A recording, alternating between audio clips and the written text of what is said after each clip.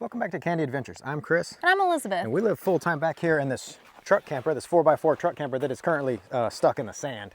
But we'll deal with that in a minute. First, we want to say thank you very much to, after our last video, we're a little bit down and out. We had several people reach out and make some very generous donations.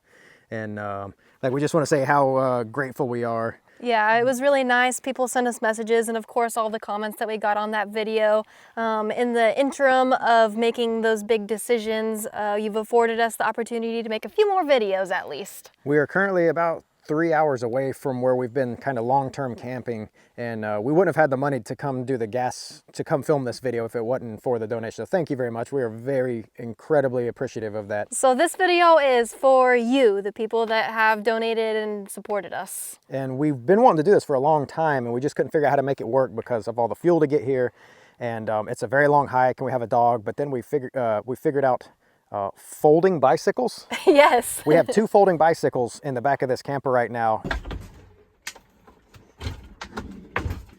With this KBO, it does fit in here nicely. The only thing you have to do is on the right side for our particular narrow truck campers, you do have to take the pedal off, which is a 15mm wrench in about 8 seconds. You'll see it's kind of a 2-person job. You can do it with one, but then you kind of have to crawl over when you get in here and lay it on the bed. So the only reason why we have to lay it on the couch dinette is because we have another folding bike and the coolers, so we're limited on space, but we can lay this flat up here and it gives us a little bit more room.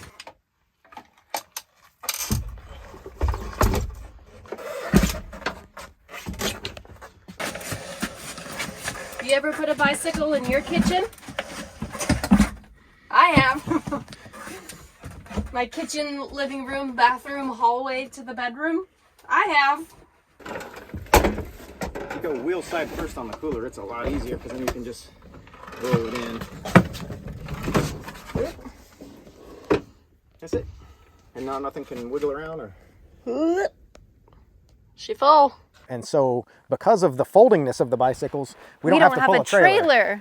So because we don't have a trailer, we are more mobile and we can go off-roading. To get to the place where we want to go today, we do have to do quite a bit of off-roading, obviously through some soft sand, but there are some good obstacles and things that we're going to have to go across to get to the destination. We were talking about how the 4-wheel drive system in this truck, I don't like to use it because it's vacuum actuated. Now it used to be vacuum actuated and then it got retrofitted with some manual hubs.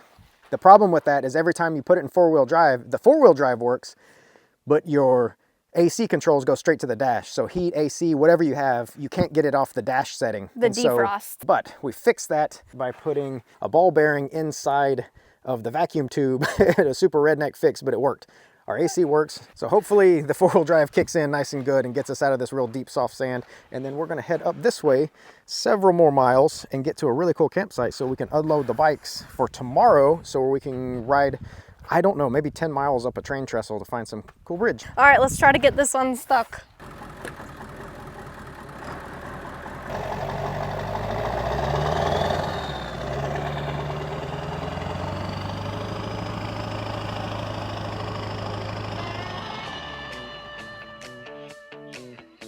We hope we can camp here for several nights because it's very, very beautiful here. And where we want to go is the, as you've probably seen on the thumbnail, it is the highest freestanding curved wood structure in the world. It is a abandoned railroad trestle. It's the Goat Canyon Trestle. It's a very popular hike here. But you can also ride a bicycle along the edge of the old railroad track through the canyon and through a bunch of tunnels. So a lot of people, when they do this trek to go see the trestle, they go 6 miles along the train tracks, and it's a very easy, very flat 6 miles because you're just walking along the railroad, and we're doing it the other way. Most people come from the south. Apparently there's an old nudist colony. Well, it's not a nudist colony, there's like a nudist resort. I don't know if it's still a nudist resort, but you can like park there, and we looked that up, but we have a dog, and we thought, well, how are we gonna leave her parked there? Yeah. So we found another way in, but it requires some off-roading. The sun has set behind those mountains, so hopefully we can find somewhere to set up camp tonight for our expedition tomorrow before it gets too dark. We're basically looking for train tracks out here in the desert. So we found the train tracks, but we just have to find a place to camp near them. Yeah, the train tracks are right there, and the train tracks go to the trestle, right? Yeah. So it's kind of dummy proof. Well, not dummy proof because we could go the wrong direction. That's So true. I don't want to say that until the video's done, but it's 50% dummy proof. Yeah. But very pretty area, and it's very green right now. It has rained a lot. This is Southern California, and it has rained a lot for Southern California in the last month. It has to be hitting a lot of historic highs. Yeah. And it really has greened up the desert, which is really pretty.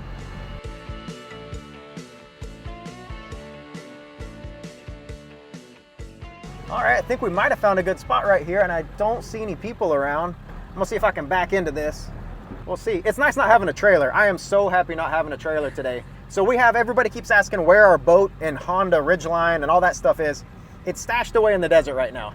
I don't exactly want to give everybody the Information of where it a is. 10-digit grid to where it is, but it is hopefully safe. All right, that's pretty level. Now the first thing we got to do is get our bikes out because they're right in the middle of the hallway and they're in the way of everything.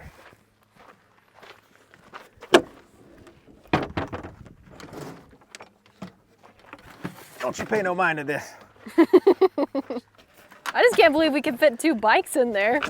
It's the smallest camper.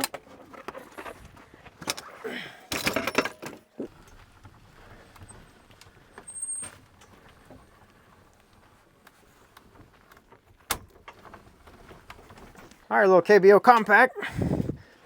This fits right down in here. And it's super handy, pro tip if you have a folding bike, is to get something to hold it folded. Because when you first try to put it in here, it keeps it from wanting to open up. And as you're trying to like wrangle this thing, it's wanting to open up and block you from loading it. And it's very frustrating. So that's it. And then to put it back together, all you do, swing it, then that hinge, clip that in, and you clip the top in, lock the safety in place, and now we have a bicycle. Whoa. And the train tracks are right there, so in the morning when we get up, we just have to scramble up to the train tracks, and then we ride the train tracks all the way to the highest freestanding wooden curved structure on planet Earth. Okay, sensory warning. Sometimes when you talk about hot things on the internet, you got to give people a sensory warning. Well, sensory warning on this channel is for when we cook. Some of y'all absolutely hate it. So getting ready to be hot brown for a minute. Viewer discretion is advised. And the sun's going down. We're in a beautiful place, and we're going to make P cubed, PPP, Poor People Pizza. We have some canned biscuits, Harvest tomato sauce, Kroger brand Oaxaca part skim milk cheese, 35% of Italian seasoning, little mini pepperonis because they're little mini pizzas. My plan is to smash these out like a tortilla press. This is some white hot abuela action right here. That's definitely a pizza. Uh-oh. Uh-oh. Okay. What we learned from that one is we need to use a little olive oil. Whoa. Almost like a margarita pizza with these big ploppy pieces of cheese here. With some little cuties here, some little mini pepperonis. That's how you know a pepperoni's good, is when they're kind of gray colored. Pop that bad boy down. Oh yeah. Do you spray the oil and then Yeah. it just absorb into Yeah, it just absorbed into the plate. Again, I told you to turn away. I told you if you didn't want to see the cooking part and you just want to see the big wooden bridge, you had ample opportunity to go watch the big wooden bridge part. Oh, well, way yeah, better. that worked beautifully. Way better. Oh my God. Well, that was the first one so clean. I can tell you we're not in Texas right now because that is an abortion. Oh my God. That's why we don't have subscribers. That's why we don't have subscribers. Okay, now into air fryer. And then you're definitely going to want to use probably the fish setting. I don't see a pizza setting.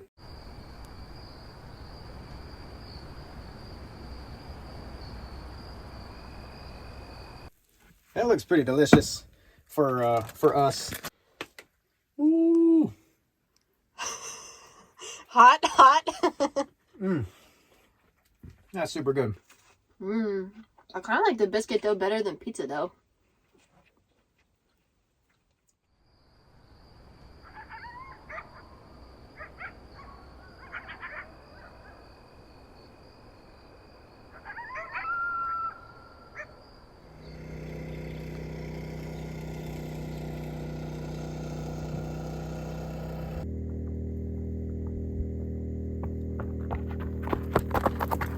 Good morning. It is beautiful and sunny and there's not an ounce of wind outside, and it is going to be a very enjoyable, probably hot bike ride, but we are refreshed and ready to start the morning. We've explored a little bit this morning. We are in the right place, but before we leave, I'm going to pre-cook something that has to set in our little freezer. I spent several months, better part of a year in the Philippines, and the lady that cooked for us, she made mango float all the time, and it got to where I love to make it. And what it is it's kind of like lasagna. You make a layer of graham crackers, then a layer of mangoes, and all we have here is these canned ones.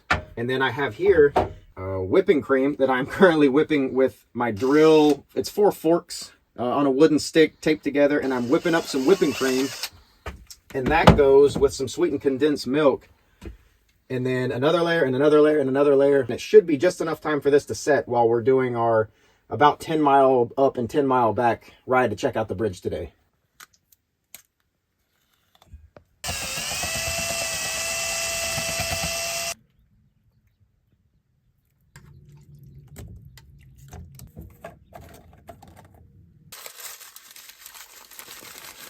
And that should be enough for the two of us. We're going to put our freezer down to as cold as it'll go, which I think is like about 20 degrees. I like it frozen more because then it's almost like an ice cream cake. And into the freezer she goes. Set down to about 19 degrees. Now I'm going to get it out of the sun. So we've got the bikes loaded up. We've got our PetSmart shopping cart that we acquired on this back rack right here, so that'll hold our camera bag and some water, and Chris has his bike with another backpack, and we will be ready to go. So this is we didn't mention it yet, but this is a KBO Compact. This is a folding bike, 750 watt hub motor. We're not going to get into all the crazy specs, but it should be enough to get us there. If you are interested in a bicycle like this and something that folds, we have a full review on our second channel. We've split up doing all the like full-on reviews onto another channel. Yeah. So this is just going to be us using it. But if you're interested in this bike, we do have a review of it. And a discount code on a separate channel. So yeah. That's as far as we'll go onto the bike stuff for here. I know some of you guys don't like that kind of stuff on this channel. But otherwise, we are going to definitely put it to the test, going through desert and railroad tracks. I'm just nervous about these big fat tires. You know, they're wider, so they're a little bit more apt to getting flat. So we do have a patch repair kit, a tool kit, and a little pump, because as you can see around us, everything here has thorns and pokey. spines. Literally everything is pokey, so hopefully we don't have to do that on the way up here. And we're off.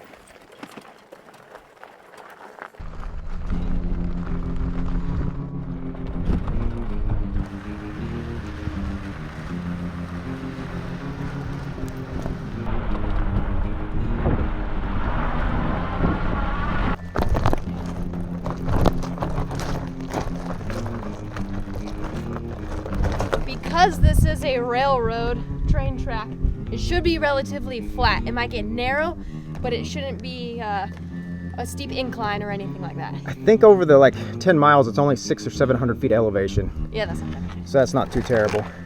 All right.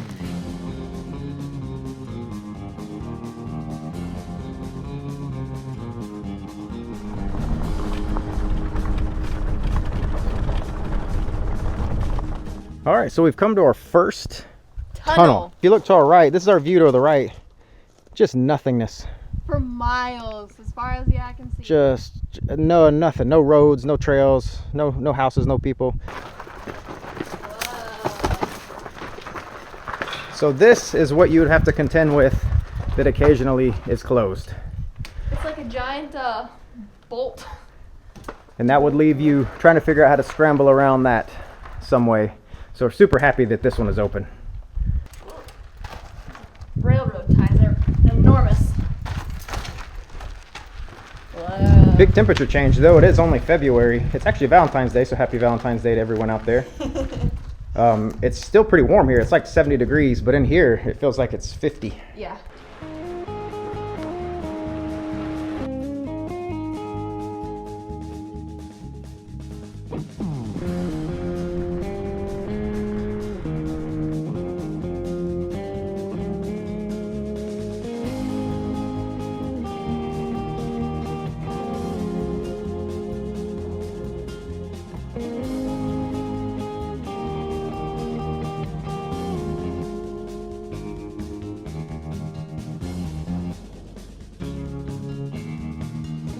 Oh, it's so narrow through here, and there's spiky bushes on one side and down wood on the other side of the cliff.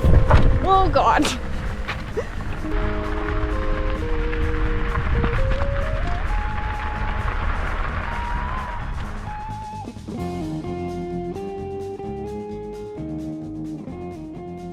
We've gone through 3 tunnels and we've made it to our first trestle. This is not the largest one, but I think they call this the Seven Sisters. It's supposed to be a series of trestles going along this mountain range. Let's see how scary this looks. Now in the distance, way out here, that would be the Goat Canyon trestle, the coup de grace, you know, the big one. Not too bad. And they got these nice metal, this must have been updated when they came out here and did some work, I think in like the early 2000s. They were going to try to renovate this and get it going, and I think they even did a test with some trains. I can't imagine being the pilot of that train. You can see how deep this canyon is, sitting in a train over top of this. I don't know if there's an amount of money you could pay me. Okay, yeah, pushing is probably a better idea. Well, with these e-bikes, some of them have a delay in the throttle, and it can Jolt. It'll jolt you. That. Over. Okay. So every job I've ever had in my life, my first job, real adult job, was a fireman. And I have been terrified of heights my whole life, and every job I've ever had has had heights. When in the military, I was in an airborne unit, and so you jump all the time. And I've hated heights my whole life. I don't even pretend to be like, oh, I'm a tough guy and I don't hate it. I'll let you know, and I hate this. All right. 1 down. And what is the best part about this is that they keep getting Longer and taller. Longer and taller, yeah, is what I'm worried about. I don't know for sure, but oh boy.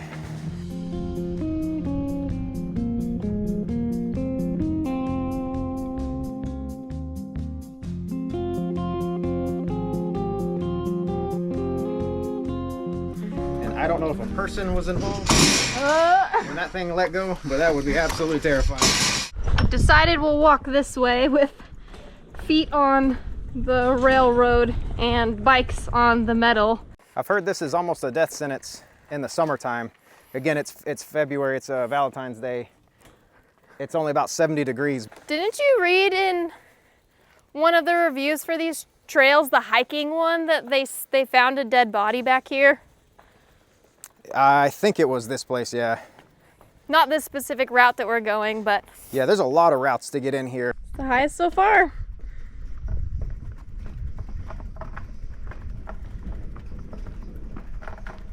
We've come up to our first little issue, which is the train tracks kind of Wile E. Coyote it. The train tracks pretty much run into a rock wall. I don't think we're making it through here. All right, I think we found a trail around. Goes around the side of the mountain. Looks like it was cut a long time ago by the railroad service to bypass that tunnel for whatever reason, because it's pretty wide and flat. But it's nice for a pedestrian. And I'm glad it's this tunnel that's caved in, because if it would have been any of the other ones, or if it was any of the other ones that were locked, there was not a shelf like this. So our nice little shelf road, it's still passable, just not the easiest to get past. Luckily, that's just the metal stand for when it's folded. It's nothing like important. Like, oh, yeah, thank you. All right, we're over that obstacle, which is on the precipice of something very steep. There's my cute little shoes there on the edge.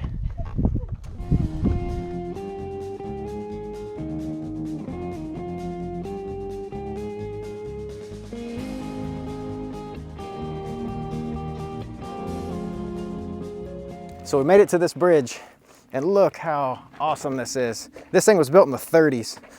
No AutoCAD, no nothing. They built it out of redwood. I guess redwood doesn't swell and shrink so bad in the heat as some other woods do.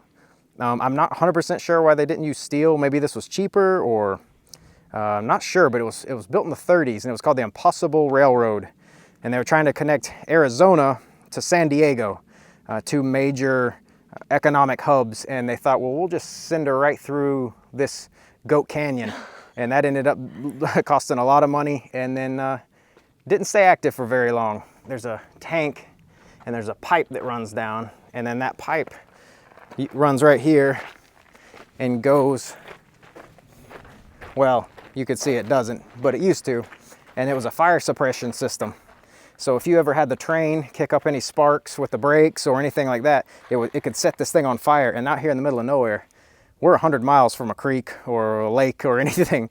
So this was meant to have its own fire suppression system, because I can't imagine building all this and having a spark just ignite all of burn it down. Yeah, I can't imagine. It'd be gone like that. I can't imagine. There's an old train car still up here and some really pretty artwork. But this is the real Terrifier over here. This was the original, meant to be the original flow of the railroad, not this trestle. And you can see that giant span there.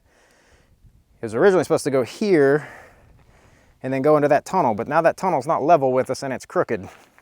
If you've ever started a project on a car, thought you were done, and that last bolt, you went to go tighten it down just a little bit more and it broke off, and your 2-hour job ends up being a week-long job. That's what that is. That's what that is. That's that times a million. In the 20s and 30s, digging by hand and picks and dynamite, no air conditioning, no nothing like that. Your food was probably horrible, no ice.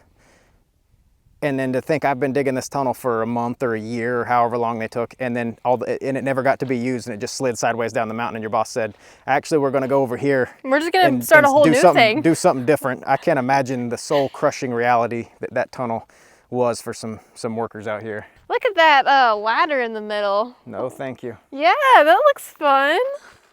We're gonna try to walk out on this thing, and you can tell by my haircut, I don't have a lot of good ideas. You ready? Let me try this side. All right, side's This a little is better. sturdier. We're going. Look at this one. This backed out and bent over here. Yeah, you can see a lot of the nails starting to back out. Who knows how long that's been going on, but you can see they're all starting to get backed out all through here. All right, we're gonna go make a little warm brown and have some water. For lunch, we have some 2 quarts of kind of chilled water.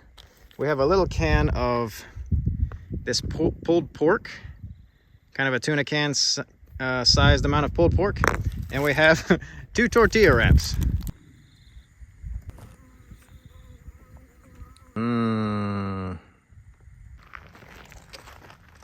All right, time for a delicious lunch. Oh my gosh, a Valentine's Day picnic. On this makeshift, this is kind of like a big picnic table. These trees must have been huge. It is absolutely massive. I don't even know what I'm about to eat. It's in a tortilla though. It's a pulled pork tortilla warmed up by the sun in a Ziploc bag. It's delicious. It's salty. The weather turned out so nice. We were worried about how windy it is because just around this area there's wind turbines everywhere. And riding along these narrow edges with big gusts would make things a little worse, but it's been really nice today. Very windy last night. It knocked both the bicycles down on the kickstands last night and swinging the camper around pretty good. We don't really look forward to the ride back except for the fact that there's mango float waiting in the freezer.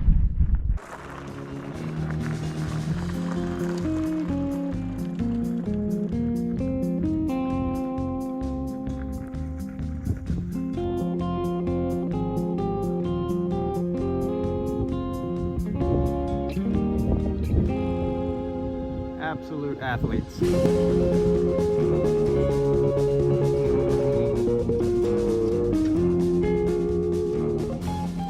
Hi, good girl. Did you take a nap? Did you have a big nap while we were gone? Oh yeah. Boy. Oh boy. All right, let's see how this is set up. So the container cold? It's cold and it looks very solid. All right, for our Valentine's treat after our long, hard day, I think we're gonna skip dinner for now and go straight to this. And it's gonna get pretty chilly here in a minute when that sun goes down, because it is still February even though we're wearing shorts. Like an ice cream cake. Whoa. Look at that. Set up perfect. I've never had this before because I've never been to the Philippines, and this is the first time Chris has made it, so I'm really excited. That's basically ice cream. Whoa, that's so good. It's very deceptive. You'd think it's ice cream if you didn't know it. Yeah, the way it's sets. like slightly defrosted ice cream, or like soft serve. That is very good. I am like slightly allergic to mangoes. They make my lips itchy sometimes, but it's usually just from fresh mangoes. This is canned, so it should be completely fine. That's really good. We're going to enjoy the rest of that mango float and see you guys next video. And again, everybody that is a recent Patreon and the people that left those donations last week, huge thank you, because that funded this whole trip and probably the next video too that we have coming. So yeah, we really appreciate it, and of course we do want to keep the videos going as long as possible, and that is our plan. So we'll keep trying to pump them out, at least for the short term. all right, we'll see you guys next video. Well, don't walk right on top of me. If something falls, we want to space the weight out.